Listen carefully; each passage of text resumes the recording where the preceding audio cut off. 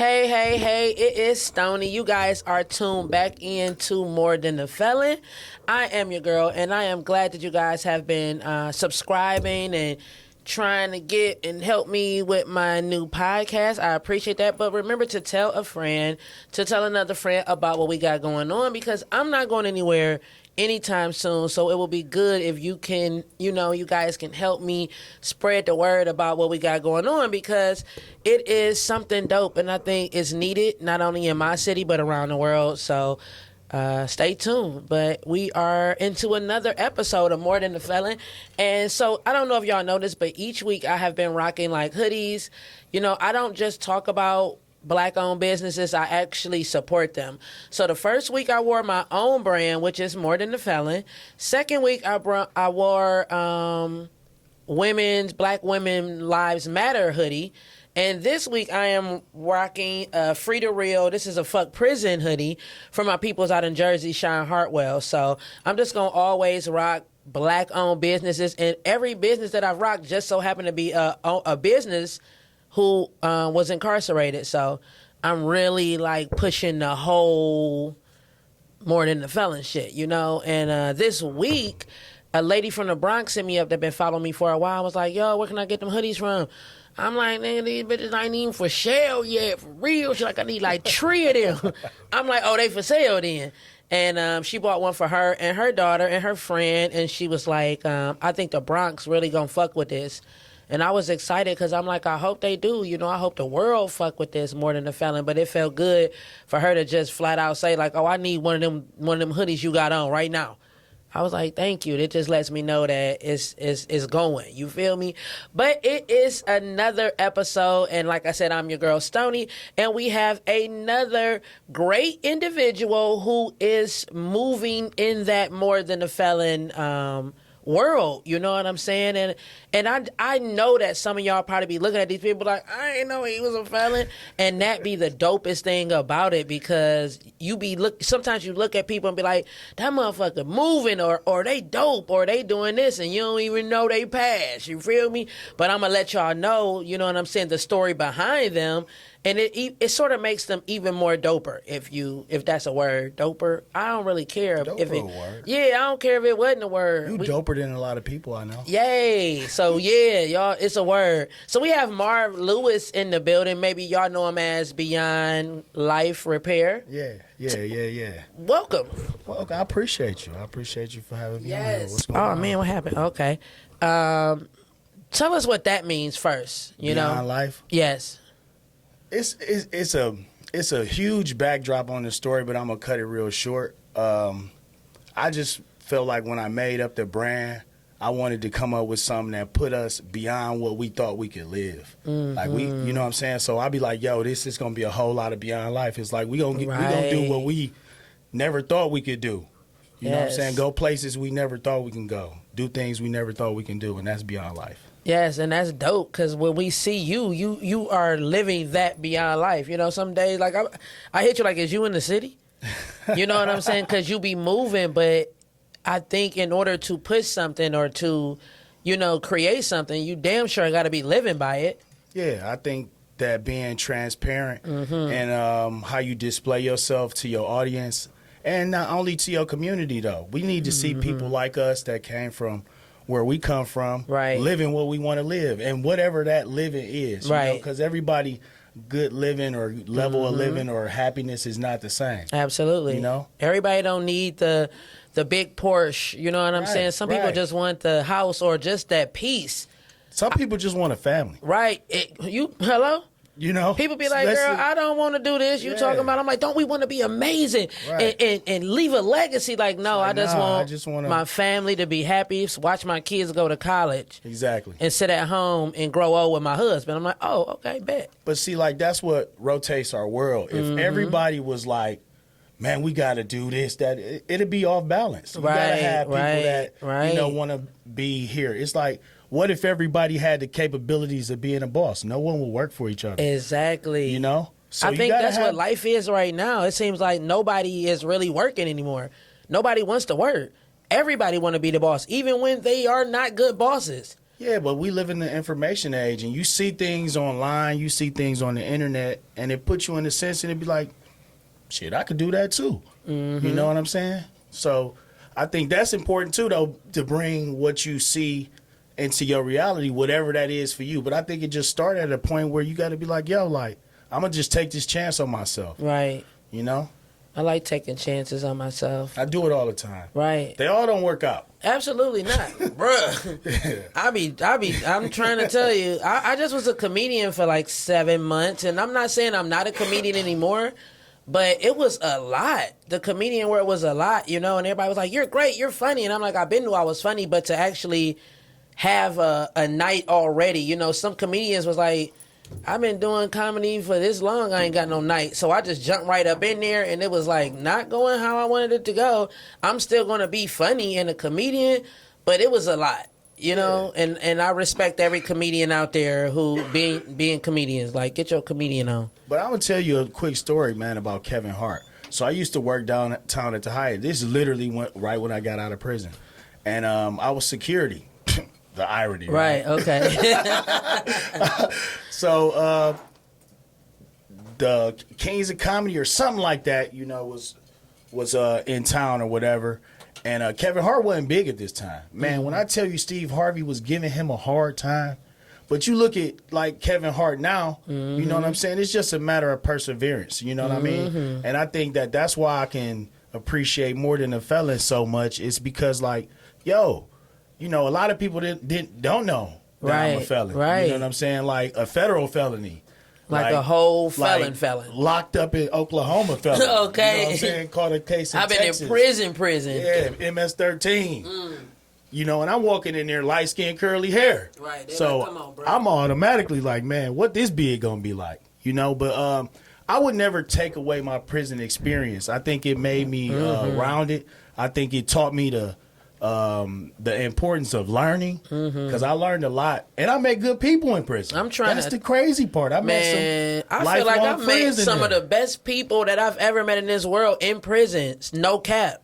Like the people that I met in prison, I will never forget them. Yeah. It's people that'll never get out. I will never forget my bunkie Storm, period. Right. Never. She came in there, she like, what's up? I'm like, bruh, I don't want to be here. Stop talking to me. I don't want to go to the yard. I don't want to go to the talent show. Right. She like, all right, you want to read? She like, I see you always read. You want to read some stuff? I'm like, yeah. She put a big ass box on my bed. I'm like, what's this? She like, my transcripts from my case.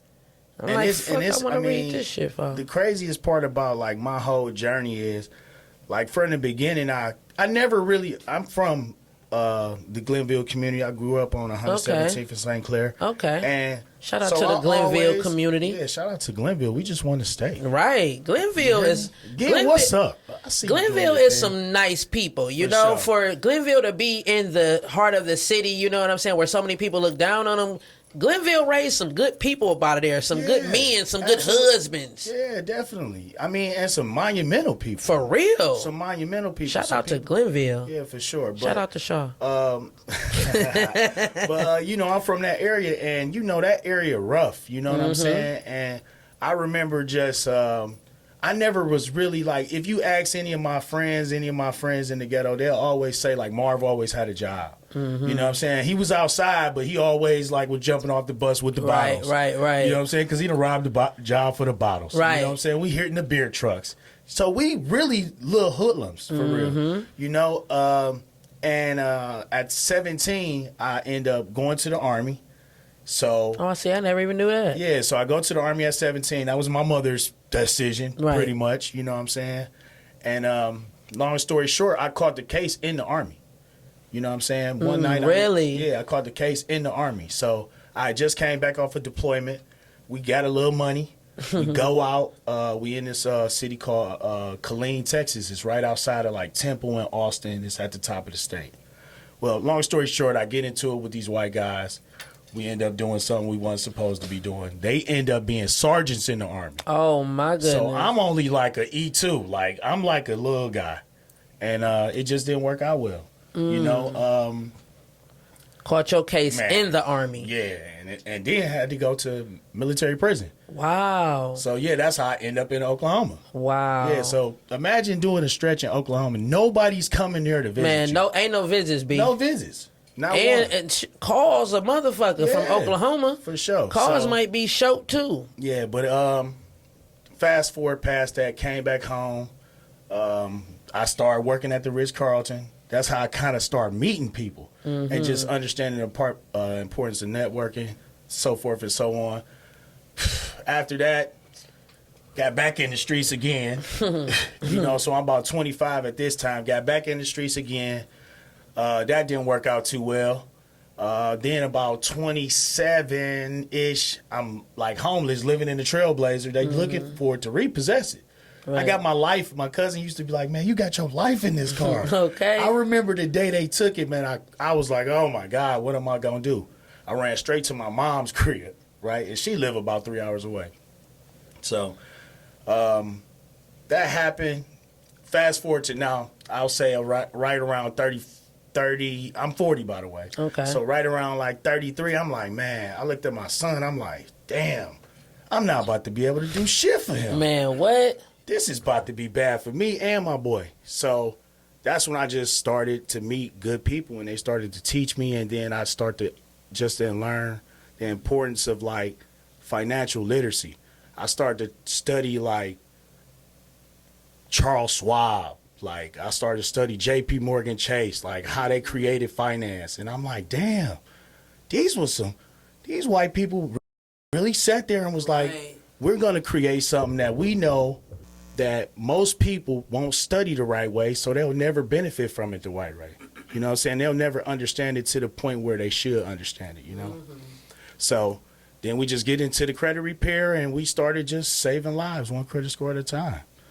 You know, so that's what my journey just been like, going back to my community and just being some some pivot that we didn't have. Because I know for sure, if we had one of me when I was coming up, we'd have been rich. If we'd have knew like, oh, we can walk in this bank and our name be good and walk out with Whatever we $50K. want. Talking about, yo, you know how you walk in and they be like, well, we gonna do everything to help you we can. Right. I'm like, yo, we don't need no help no more. Exactly. We know what we helping came to do. ourselves.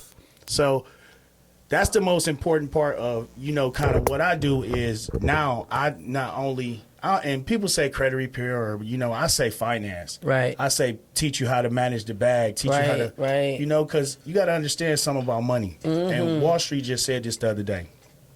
97% of currency is digital. That means it don't exist.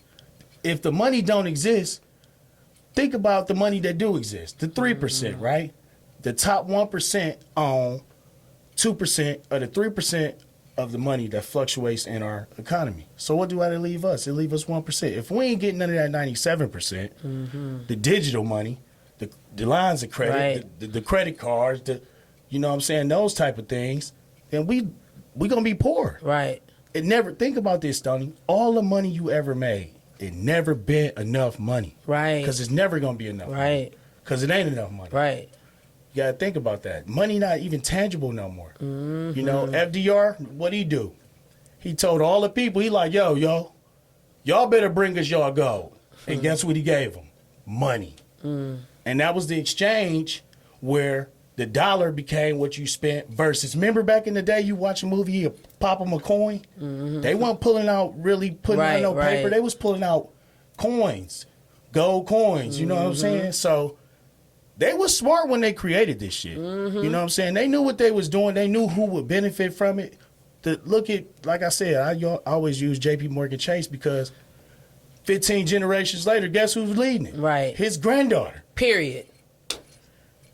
His That's why we granddaughter's need to- his granddaughter's granddaughter, We need more granddaughter. people to teach this and want to know it. You know what I'm saying? Because so many people, we don't be knowing what's going on. I know I am a person who needs to learn things, and I want to learn things. And then when I learn stuff, I try to tell other people because I know it's the lack of that is what's fucking us up. Right. You know, some people, they want to know it, but then they scared to ask you. You know what I'm saying? Or they don't want you to, you know what I'm saying? Know that they don't know. Exactly. Yeah. Yes. I think it's no question it's stupid. I get a lot of questions that I kind of turned my head like, Right. But, you got to still respect where somebody come from. And, like, we don't come from a state of financial literacy. Flat out. We come from a state of, like, financial irresponsibility. And I done been there. I got my first $50,000. I was like, nigga, we made it. You hear me? We going to Miami today. Okay, we going everywhere today. And I'm renting the land. Flat out. I remember when my dad passed, I'm going to say 12 years ago, and he left me about $200,000. And of course, I don't have any of that today. But, and my friend told me recently, she's like, I know you mad you don't still got that money. Mad, girl, if you still holding on to 11 years ago and my money that I had 11 years ago, you really crazy. But the thing is, like, I didn't even know what to do. For one, I was mourning, you know what I'm saying? And I wanted to sort of make my son so happy he didn't even realize that my dad was gone. But I didn't even know what to do. When it first hit my bank account, I called my girl up. I'm like, how much you think they want from Randall Park Mall? She like, what? I'm like, how much you think they want from Randall? Like, I'm about to buy something. She like, Randall? Like, you don't even got enough money to buy Randall yet. What you talking about? $200,000? Like, what are you talking about? Right. But that, in my mind, that's what I was thinking. Like, I wanted to invest it, but I didn't even know the first place to even begin, period. So I just was like, you know what? At least I ain't got to hustle. You feel me? And that was enough for me. I didn't say, oh, I need to do this. So when people be like, I'm getting these big, these life insurance policies. I'm leaving my son this. I wish it was a plan that came with it. Absolutely. You feel me? Absolutely. Don't just give me $200,000. I don't want to leave my son $200,000 so he can fuck it up. We have to start training our young ones to know what to do, what they should do, because you say you want to make sure you leave your kid this much money, they'll blow it because they never was taught the right thing to do with it. Absolutely. I mean, and you got to understand this. Money is not tangible, really. You can buy tangible things with it. Right. You know what I'm saying? You could buy something, but the biggest problem people have is they buy things with money that are not tangible. Things, and we done all been a victim of it. Like, hell yeah. Buying stuff that just lose value. All the time. It has no value at all. So I think the important part for real is start to learn how to manage the bread. Yes. You know what I'm saying? Like, start to learn how to make your money make some money. And if somebody think that, their earned income gonna get them rich, I hate to break it to you. It's not happening. Because the average millionaire got 7 ways you get paid. Right. And, when you get to a certain status, you start paying people for their time to do the things you cannot do. Absolutely. You know what I'm saying? Like, my staff right now, I got a couple guys in the Philippines that go crazy, but over there, they like $500 a month is winning. I'm like, guess what? I'm gonna give you $750. You hear me? Long as you take care, and guess what? If you do good at the end of the week, I might give you extra. I'm gonna give you a tizzy. Extra 50. Okay. My staff here, payroll here, like crazy. But I learned like you gotta pay people to keep them around. Good people. Right. It's the only way that you get into a state where you can scale your business and say, okay, look, you done did this now we're going to put you here. And you going to govern these people. You know what I'm saying? And we're going to go this way. You know what I mean? But in the bigger picture of, like, business and structure, as I tell people, like, what we learn in my group, shout out to my team, Lottie, Sam, Sneaks. We got a foundation that's called Everybody Eats. We do them financial seminars. We did them for free. They wasn't free for us. You know what I'm saying? Of course. They definitely cost a bag. That last one we did cost us a bag. But we was like, yo, if we come together, 5 of us, and we bust this down 5 ways, it make it much more manageable, and we can bring all our expertise to the table, So that's really what it came down to for me and my team as we started to grow and reach out to my community. You know what I mean? It's been a good ride, though, man. So if you were like, okay, if somebody's like, look, I'm just trying to get my shit together. Where is one thing that you would say they need to start? I would say the first thing you need to do is you need to understand your consumer report. Like, you need to understand what everything means. You know, you need to understand that your revolving accounts, your installment accounts, your utilization, your payment history.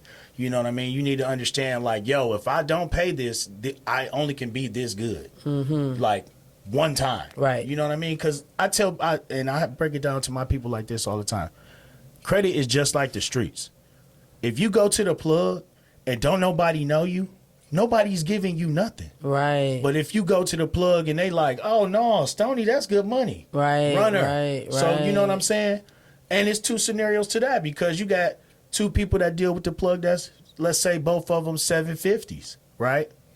And for commentary's sake, this one sells, buys 10 boxes of hair and for 2 years. So he bought 10 boxes of hair for 2 years.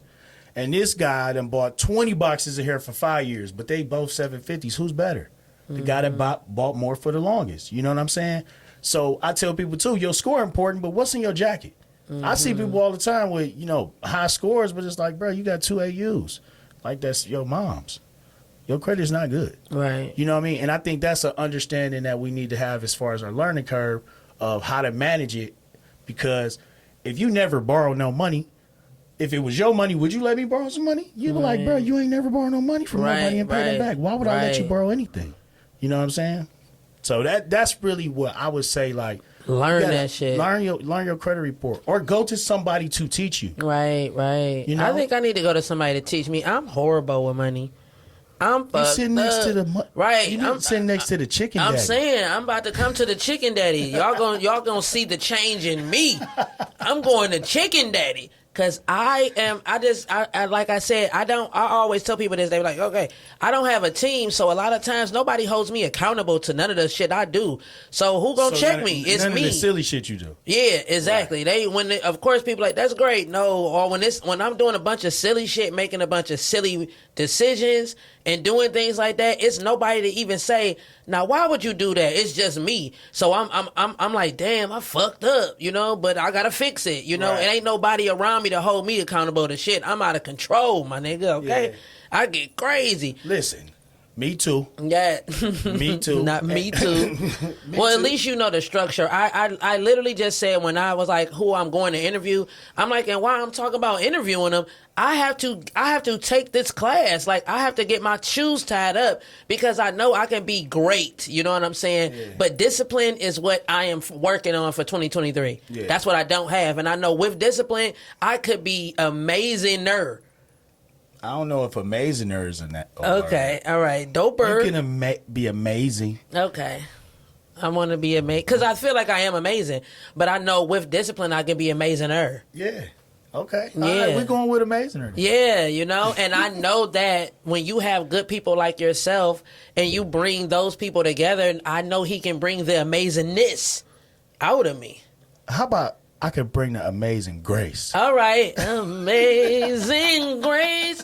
So I'm definitely want to be a client, you know what I'm saying? Because I know that I'm an influencer. So I know that people watch me. So if they see me making the changes and being disciplined and seeing the things that I'm doing and I'm getting, I know it will make them want to do the same. I'm never trying to win off my peoples. My job in life, my mission in life is to help people by leading by example. You know what I'm saying? I didn't sign up for this shit.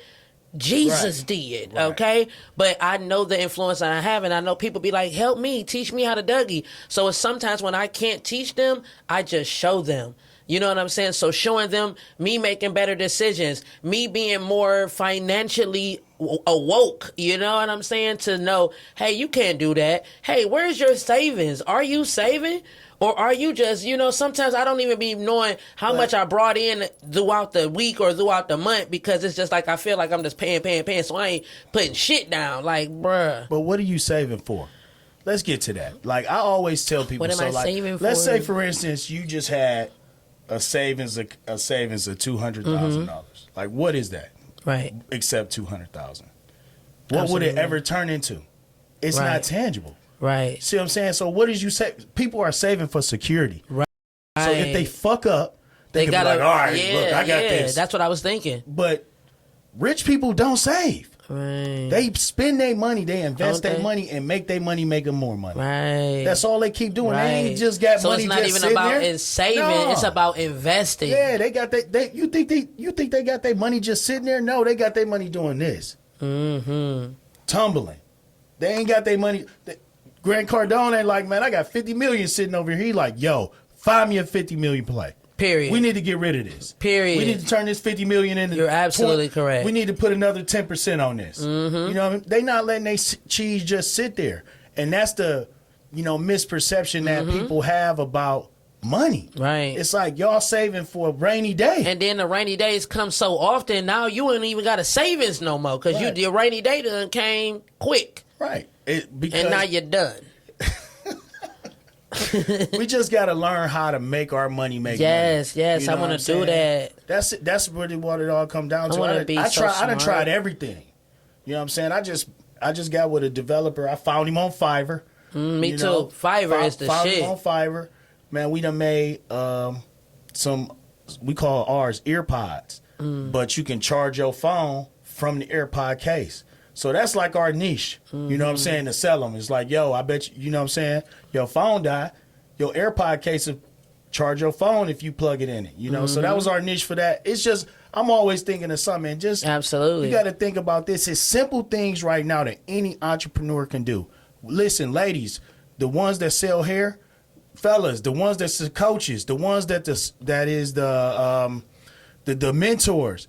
All you got to do is make a digital course. Let's say you are a hairstylist and you know how to make wigs. You can drop one time. You got to make this video one time. You make it one time. Who ain't going to pay you $20 to watch you make a lace front wig? Right. That want to learn it. Right. When you pay Tri-C $5,000 to go there and not get nowhere.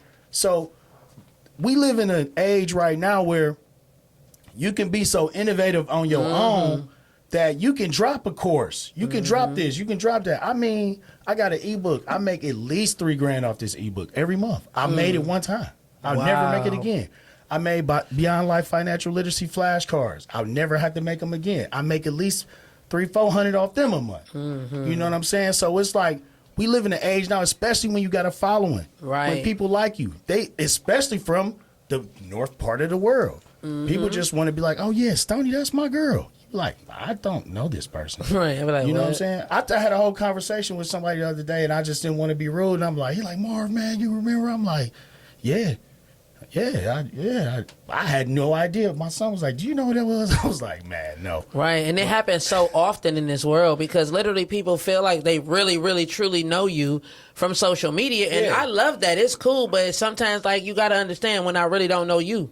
Yeah. But social media will put you in that space. You know what I'm saying? Because for real, like, when I met you, I'm like, I know her. Right. And I never had met you, but we already had just meshed. Yeah. But I'm like, damn, I know her, but I never met you before. It's just social media kind of, because we post. And I'm so transparent. You know, I talk to people every day, all day for years on social media. They like, bitch, you do know me. Right. We've been talking for 2 years. Man, for 4 years, bitch, you're my sister. I don't care if you never met me a day in your life, sis. And I'm like, you're absolutely correct. But those are also the people who support you. You know what I'm saying? Definitely. No doubt, no problems. You know what I'm saying? Those are the people who really fuck with you because they really believe with you. Sometimes people ain't just following you just to be following you. Like, they're literally following you because they see your whole mission. They see what you're trying to do. They see it more than a lot of motherfuckers that you sit down with every day see it. Shout out to all the people who see it. Yeah. Sometimes because I wake up and I don't even see this shit, man. But I be trying. I think it's just good that you're doing what you're doing. You know what I'm saying? You're leading it by example. And y'all, like I said, the seminars that y'all do where y'all all come together, you know, and like you said, for free. Like, people need that stuff, and people got to be willing to say, hey, I want to learn. I never feel bad about not knowing nothing. So many people be like, girl, I could teach you that. You ain't got to tell nobody you don't know. No, I want to show people like, hey, I didn't know that. I'm cool with saying, oh, I don't know how to work that, but I'm going to try and learn. And then I'm cool with showing you how I do know how to work it from me just learning how to do that. You know what I'm saying? Like, we got to be open to growing. It's a certain level of humbleness, I think, when you have to go to somebody and say, hey, could you teach me how to do this? Right. Especially when, you know, at our age, we don't really want people to know we might be a little behind. You know what I'm saying? I get that a lot. And then after, like, somebody get to know me, they be like, all right, well, look, let me tell you the real. Right. Let me tell you what's really going on. You know what I'm saying? And I done seen it where I was surprised sometime, like, dog, you really ain't got your shit together? Right, me. You could have fooled me. Not as me, I'm people. I thought your shit was all the way right. It is me, yeah. You know I know, like I said, and I'm not happy about it, but I hopped into business just straight out of jail, flat out. You know, now, one thing I did do when I first started my business was get an LLC and all that stuff, but it was years before I even had a business bank account. You know what I'm saying? People used to be like, what's your business bank account? I'm like, Lakeisha Smith. Only thing I can like, say it ain't this. that. You know, I didn't know. It's a matter of keep going. The person that keeps going, man, Vera Wayne didn't make her first design. She was 40 years old. Wow. I mean, Henry Ford. He didn't even graduate high school. Like, all the people that have persevered, they come from stories where it's like, damn, look at Hove. Hell yeah. I mean, you know what I'm saying? Look at Tyler Perry. Look at Tyler Perry. Like, just, if you go down the list of people, you know what I'm saying? You just see adversity. Right. But the people that win is the people that just keep going. And it's so much that come in this entrepreneurial lane, man, you know, from every angle, you have to, like, what you just got to decipher so much, you know, and that's why, like, you probably never see me with nobody. I don't be with people, you know what I'm saying? I really be dolo, and I really don't be wanting people to know where I'm at, right? Unless I'm not here, right? So sometime I'll be here and make people think I'm not here. I know that's right. I will be on St. Clair, period, and y'all think I'm in Houston. Yeah, exactly. I'll be right headed downtown. You know what I'm saying? So I'm mysterious like that because I'm still a little paranoid. Hell yeah. You know, man. It's like I'm paranoid. PTSD type shit. For real. You know what I'm saying? People think I be tripping, you know, dudes or people be like, hey, I want to meet up with you and talk. I be like, you know, we can talk right here. I don't really want to talk. Call? I'm trying to tell you because I'm really annoyed about how this world we live in is nuts, okay? Yeah. And a lot of times people are infatuated with different things that they think they know. A dude just told me on live earlier, he like, I love you. I'm like, thanks. He like, no, I really love you. I'm like, you really don't even know me. You know what I'm saying? To love me. Now, I'm cool with saying thank you, but some of that shit can go left quick. Oh, yeah. It's a lot of crazy people out here, so you telling me you love me is a little scary, you know, when you really don't even know me. I want you to love me when you really get to know me. I don't want you to think you love me from what you think of me. You don't know. I be lying. Think about this, though. You got to say to yourself, like, even coming up, have we ever been in a situation where we've been properly loved? I know, like, when I was a kid, like, I never got to be a kid for real. Like, you know, like, I look at my daughter right now, I'm like, damn, that's being a kid. Right. Carefree. Only thing she got to think about is, like, what she about to watch on her iPad. Absolutely. Like, at 7 years old, I'm like, man, is we going to eat tonight? Yeah, it's been a long I think I grew up very loved. I think that's why I'm the person who I am. Like, I had a really great father who really, really, really loved the fuck out of me. So I had a mom who didn't... My mother still to this day probably only told me she loved me about 5 times. So I didn't get love at home where I really was at, but my dad really showed me the world, really took me around. So that's why I know what love is, and I think that's why I spread love the way I do, because of what I received and from what I didn't receive as well. So what I didn't get from my mom, I try to pour out into the world because I know how it is to not feel loved. So I always try to love on people, but I don't want any kind of love either. You know what I'm saying? Because I know my dad loved me a certain kind of way. I don't want the love that you think you know me. I want you to get to know me and to really love me. I don't want you to love some pussy, you know what I'm saying, or love materialistic things. No, I want you to love me for real, for who I am, and just throw the pussy on top. I was about to say, it's no way not to love pussy. Hey, sorry, y'all. It is no way not to love pussy. Right. Shout out to all the good pussies out here. They make the world go around. And then you know? they the downfall of the world, too. Oh, man. I know that's Damn. right. I know. But you know what? I'm going to tell you this just to elaborate off what you said. You know, and I couldn't admit this a lot. Like, I'm a product of a rape. You know what I'm saying? Like, my mom was like 16 years old. My pops was like this old guy. You know what I'm saying? And you got to think in the 80s, that shit was happening a lot. Hell yeah. You know what I mean? So, but look, my mom's so admirable. She didn't really even tell me until I was 11. So I'm already like liking this nigga. Right. And then she tell me, I'm like, you like, hold up. Bruh, why now? She Right. like, I just had to tell you. And it was like, damn. But I know as odd as it sound, I know my dad loved me. You know what I'm saying? As odd as that sound, you know what I mean? It's kind of weird, but it's like by that age, I was around him so much. Absolutely. That I was like, damn, you done fucked the nigga up. Now I'm Right. like, what should I do? You know what I mean? But that just built me. This road been long. Abducted at 8 years old. Like, it just been a lot of adversity, and like I think that's what just, put us in the sense that, we go through the things that we go through, and it make our influence on people a little bit more better, because it's like, yo, this shit has not been sweet. The journey. You know what I'm saying? My first $50,000, I lost that shit. And I ain't spending on nothing but Tootsies and Lamborghinis. Period. Man, I'm talking about a great time in Miami. And we was down there for 2 weeks. I came back with like $5,000. I'm like, oh my God, what the fuck did I just do? Ain't it crazy when you have money, like when you lost it? Like I said, when my dad passed, I had a lot of money. And I didn't even realize it was gone until I had like looked in there like, let me go and get this. I'm like, let me go get this Louis purse. I'm like, I only got $18,000. Where my motherfucking money go? Hey, no, for real. We done been to South Beach 20 times in one summer. We done been to South Beach. I ain't took nothing. We just. Oh, you going crazy? We shopping when we get there, bruh. I'm leaving shit in the hotel like, man, fuck that. We down. Going we going to Biscayne. crazy. We gonna go down here, man. It was crazy, but you live and you learn. I had to touch that. I had to feel that. Me too. I remember when I got now I know what it feels like to not need or not be tripping or stressing about no bills. So I want to get that, and now I'm gonna get it back by working. I got it from losing the best thing that ever happened to me, which was my dad. This time I'm gonna get it out the mud, and I'm gonna do it the right way, and then I know what to do with it now. Yeah. So I'm not thinking about when I fucked it up. No, I'm thinking about how I'm getting. Yeah, what is it? Man, I remember. I can taste it right now. I'm gonna tell you who took me on my first private jet ride. Nick Davis. He called me. Shout out to Nick Davis. Shout out to Nick Davis, man. He took me on my first private jet ride. I'm like, damn. Right. This how you niggas.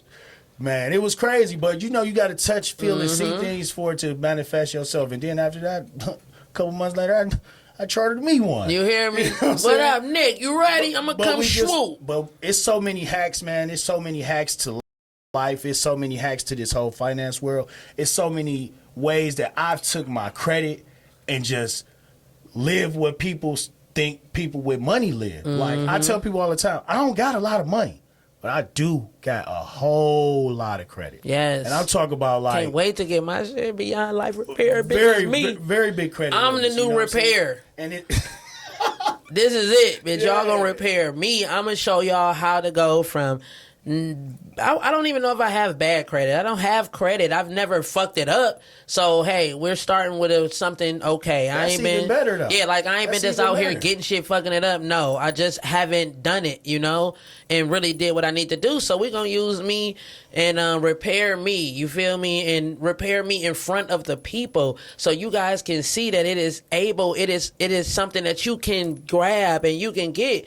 It don't matter if you from the hood, from wherever. If you ain't got shit right now, like making good decisions can help you and your family for the rest of your life. Period. You feel me? And all credit can be rebuilt, yes, restored. Yes. Don't let nobody tell you at a dead end. Yeah, just because you had that Sears credit card back in the days and did all that shit, man. Yeah, just because you went to Saks and bought all that stuff and never gave them a payment, it don't mean you done. We starting over, B. That Victoria's Secret card you never paid for. Man, it's that okay. Kaufman's is done. That Rogers Jeweler. That card you went and got that you never made a payment Man, what? I had tennis bracelets for days back in the days. Every time I get a Zelle or someone go get me a tennis bracelet, then they be like, when your payment due? Payment due, man. Payment? Get out of me. Chalking that. I ain't even me no more. I done did it. Right. I'm not even who y'all think I am. Yeah, before I done chalked somebody before, but they sued me. Absolutely. Can't sue nobody for what they don't got though. I know that's right. And now you're helping people. Yeah. So let's stop chalking people, man, and really start putting ourselves in position to just be better. You know, I know everybody want to be better and want to be. I know I do. I want to teach my son better, and that's my whole life has been since I got out of prison, showing my son. And as I watch him grow up and listen to his conversations and watch how he move with his friends, I know I've done a pretty good job. You know, but I ain't finished yet, because if I'm not financial smart, you know, and making good financial decisions, then what I think my son gonna do? Well, it's a continuous cycle. That's Absolutely. what we're going through. Absolutely. And that's why I said, if we had people like, you know, me in the community, people like our team, people, if we had these resources, even Right. Instagram, like, Right. I think I would have caught it then. If I could have sat back and just looked at somebody, you know what I'm saying, and be like, that's the way I want to go, I think I would have picked up on it then, because I always been kind of smarter than my peers. You know what I mean? So it's just, like I said, it's the more you learn, the more you earn, man. Yes. Ask yourself this one question. When the last time you read a book? That's Right. it. You know what I'm saying? Read a book, y'all. Stoney, thank you for having me, man. Thank you for coming on. so Wait, gracious for this I'm so time. happy. So tell them, first of all, how they can keep in contact with you. You can follow me on all platforms at Beyond Life Repair. On Facebook, I'm Marv Lewis. You want to hit the office line, 216-309-5806, and we are still saving lives one credit score at a time. Yeah, so make sure, like I said, I'm about to sign myself up for this program just to get better. I don't want to leave this earth in debt. I want my son to learn while he's learning right now the jewel of being financially free, and just knowing and credit and things like that. I want to pass that on. I don't want to pass the bad things on. So We are going to pass it. Yay, How about that? yes. So I appreciate you guys for tuning in yet another episode. And once again, this is Marv Lewis, and he is more than a felon. I will see you guys next time.